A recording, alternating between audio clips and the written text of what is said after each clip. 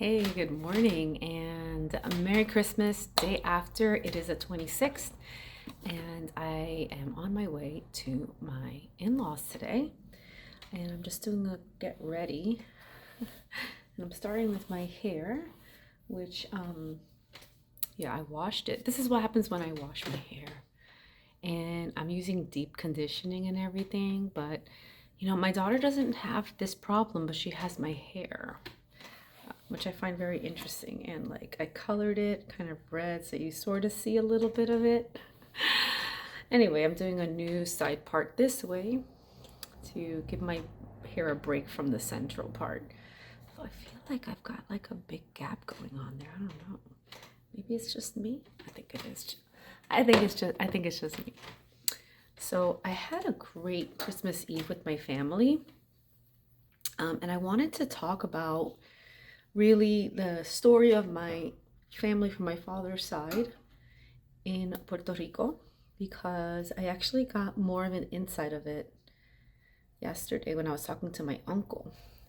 And I try to, as my family's getting older, my uncle right now for me is my only connection, real connection to my father. Now I do have an aunt, Loretta, but she came later on and she had a different father, and I think the lives that they lived were different. I think Pipo, my uncle, is the one that physically closely has the history that resembles my father.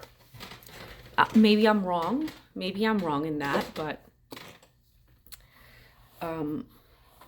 I look to mostly people to find out about, first of all, his own background, because I want to know what he did, but also his relationship with my dad, right? Because he did have a pretty deep relationship growing up, and some experiences they shared together in life. So in talking to my uncle, I started out with, where did my grandmother, his mother, my father's mother, grow up? Where was she born? And she was born in Patillas, Puerto Rico. And as she was growing up, I believe either in her childhood or late, early adulthood, she moved to Guayama. Apparently there was a hurricane. This was, I want to say, and I didn't ask him and I should have. This was like the 1930s. There was a hurricane that hit Puerto Rico pretty hard and actually destroyed their house in Patillas. So they had to move to Guayama. And that's the house that I think he remembers that house, or he is familiar with that house. On his father's side, they had a house, or at least maybe in Guayama, his mom and his father had the house, and then his father had a house then in Barranquitas in the mountains, of which my father, my mother, and of course people have been to. That was just kind of like a big, like a cabin made of wood in the woods. And my mom actually talked about how much she struggled there because there were no nets on the windows to block the mosquitoes. And so every night, like around 6 o'clock, all the bugs would start flying in. And of course, there's flying roaches in Puerto Rico. So yeah, she was very unhappy with that. And she said she lived under the mosquitero, which is like draped netting that goes over the bed to protect the person sleeping from getting bitten by mosquitoes, right? I'm using the Keratas. I bought this in Germany at a pharmacy. That's not true. It was at a duty free in, I think, Charles de Gaulle on the way back. So it was like $35. I don't know. I hear really good things about it. Again, it smells good, feels good. Does it really make a difference? I don't know. Let's see. How does my hair look? A shiny broom. So they had a house in Barranquitas, and then in early adulthood, when people, and I'm not sure my father, I think my father also, before they came to New York, when their mother, Lucy, was already here in New York. She was working here, and the father was still living in Puerto Rico, and they were in Old San Juan before it became like a major tourist center, although it was touristy back then. You had the fort that people went to visit, but they had an apartment there. They had a home, and they stayed there for 2 years. And the father, my grandfather, was a stenographer and an accountant for the government, a branch of the government. And he would practice his shorthand all the time. And he also at night did accounting services for the government. And he helped people file taxes and things like that. Later on in his life, he said after he retired, he continued to work for some companies, helping to cook their books.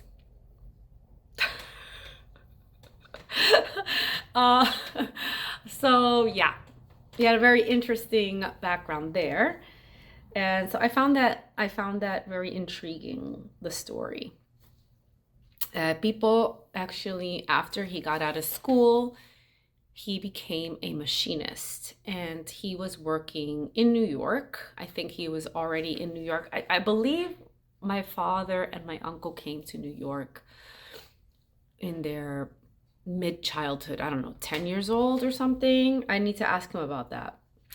And they went to school here, and then they graduated. So Pipo became a machinist, and he worked in a factory in Manhattan in Midtown, making molds for little, contraptions. He was a machinist, creating the molds to make the machines that would be used in factories, if that makes sense. So he would be given the schematics, and he would create the molds for them that would make the actual items, the parts. He did that for 4 years. He worked for a German. I forgot what they were making. He made different types of molds, parts and pieces. Then he was drafted into the army, and he was in the Korean War for 2 years active duty, and then 2 years I don't know if they call it inactive, but he just worked the weekends. And when he came back, this was during the Korean War, he then went back to the company, and then he worked there for like another 30 years or something. And then later on, in the last 7 or 8 years, he retired from a factory in New Jersey. So that's where he finished his career. I think doing something similar, but maybe not exact. But I found that interesting to hear about, how people lived.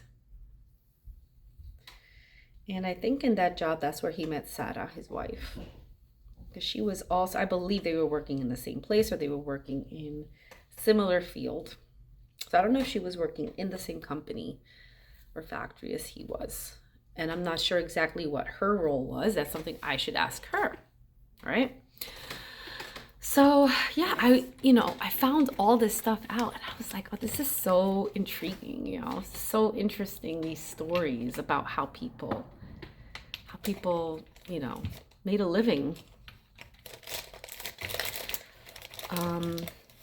So I had a really good time with that, and finding out and interviewing. I would like to do a video with him at some point so that I can ask him maybe more specific questions, although I don't know how much he'll like being recorded, so that might be a challenge, but I'll give it a shot. So I like having that history of Puerto Rico.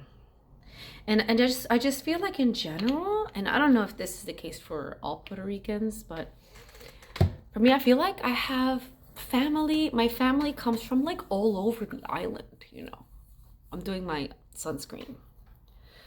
Patillas, Barranquitas, Arecibo, Camuy. My father then lived in Bayamón. I have family in Carolina, Trujillo Alto, Rio Piedras. I had some family down in Ponce, not so much anymore. I knew people in Yauco. On Sophia's father's side, his sister lived in Calle. My father lived in Cataño for a good long while. I'm very familiar with Cataño and Bayamon. I really love Bayamon. Honestly, Bayamon is, I want to say, my favorite town. The plaza, the center, is so pleasant. It's just such a nice place to be. You really feel the spirit of Puerto Rico there for me. It's alive, you know. Same thing with Rio Piedras. The main town in Rio Piedras is alive. You know, alive in the sense that people live there and frequent there and walk around and have a social life in the area. Because believe it or not, if you're not too familiar, there are many towns in Puerto Rico that are dead towns. Arecibo is dead. And I might get some pushback. But when I went to Arecibo, when I went to the town in Mayagüez, I felt like it was almost deserted. Like there was nobody there. There was just small pockets of areas where people would congregate, but by and large, everything seemed abandoned. I don't know. Maybe I'm wrong, but that was the impression I got.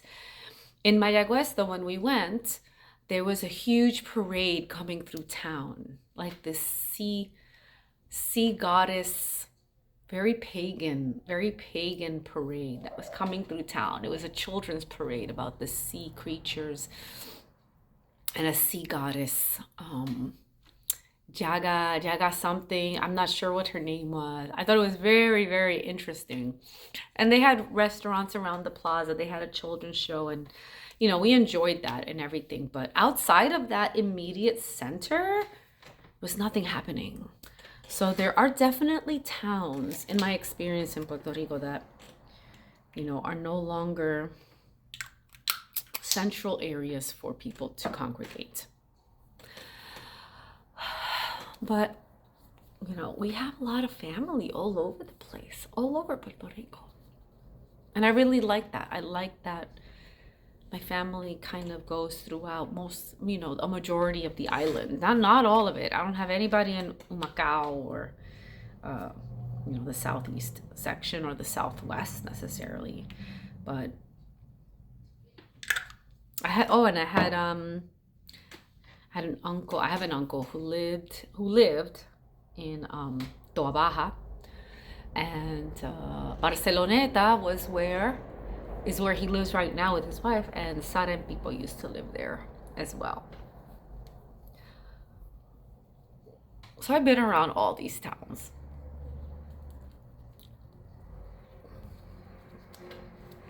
So today I'm going over to my in-laws, and we're going to exchange gifts. We're going to spend the day. Then Sophia and I are going to come back with Luna in the evening, and there's going to be a snowstorm. So good luck to me. I think we'll be fine. I don't think it really gets heavy until late night. I'm not even looking at what I'm doing, to be honest, but I think I'm okay. Kind of play it by ear. You can see how I'm putting a lot of my stuff here. I'm almost putting my finger in my nose, but it's like I have a little bit of like a redness going on here, or a discoloration, I feel. You may not see it.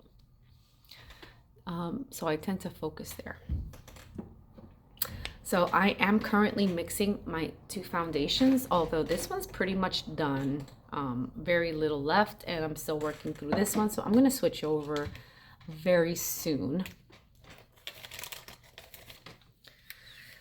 But yeah, I think that if we have older family members in our life,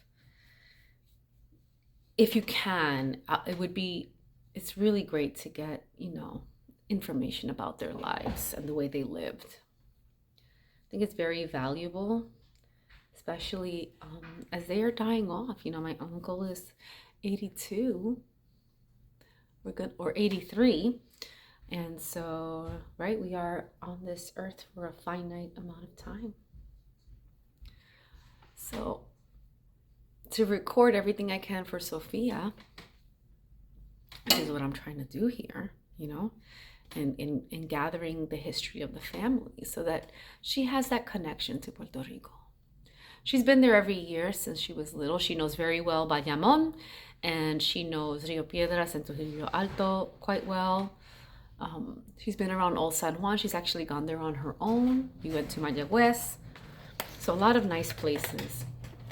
And actually, we're looking to go back next year. So I put a little bit of the bronzer on. I'm going to put a little highlighter.